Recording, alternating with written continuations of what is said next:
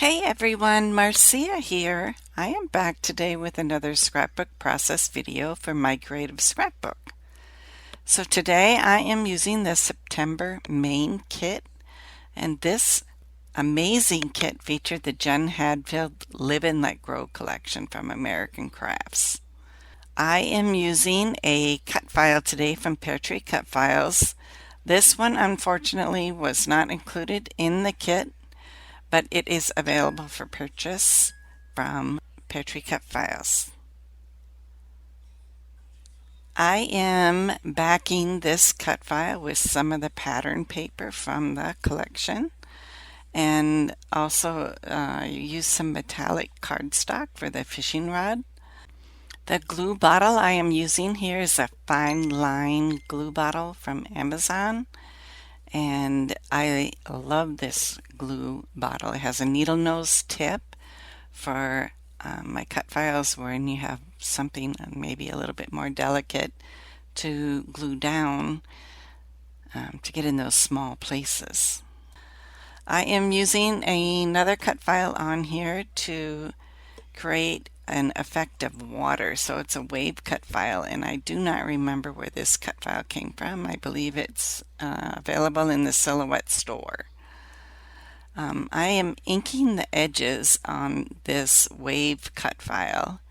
I wanted to add a shadow effect here so that the cut file would stand out a little better.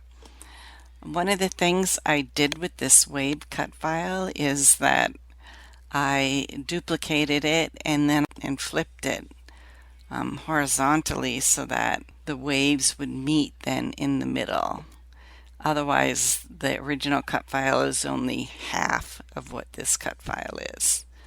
I wanted to use the blue and white striped paper here underneath the waves to have something to ground my title onto so that it's not setting against that white background, and just add a little bit more interest and create the effect of water.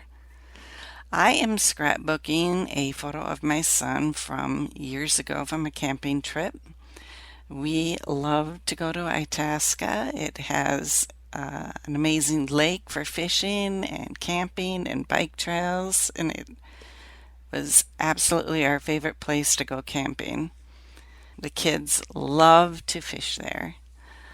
So here my son caught a little tiny sunfish and he's so proud, so we had to get his picture. I used some foam tape behind my photo along with recycling some chipboard, and I'm also using some foam tape behind my title. So once I have these adhered down, it's time to go through the die cut ephemera pieces and decide what I want to use on this layout. There are two die cut ephemera packets that come with this kit. There are Icon ephemera and Phrase ephemera for this collection.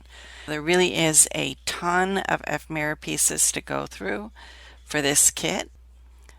They're also very eclectic. Some of them have to do with outdoors and camping and being outside, and other ones there's some flowers and just some very general stuff too. So this collection is just very broad. It could be used for a lot of different applications.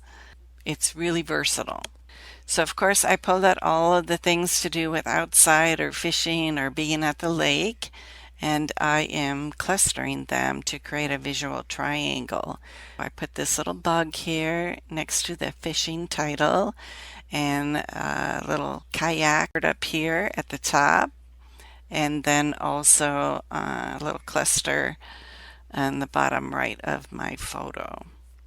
I also had some Scrap and Happy Studio epoxy fishing flare in my stash that I pulled out to use here just because it's a fishing layout. These were not included with the kit, but because they had to do with fishing, I really wanted to use up my stash here that I had. I'm using some distress ink to add some interest to the background. This Vicky Bouton stencil, it has XOs on it, came with the kit. It really is a great stencil for a lot of different applications, and it really does add a lot of interest to the background, so it's just not so plain. My Creative Scrapbook has 4 kits that they put out each month. I am using the main kit. They also have a creative kit, a limited edition kit, and an album kit. This is the second layout that I have created with the kit. I actually created 4 layouts with this kit, and I still have plenty of product left over to do more. Thanks so much for stopping by. Please go check out the other process videos I've created with the kit. Bye bye now.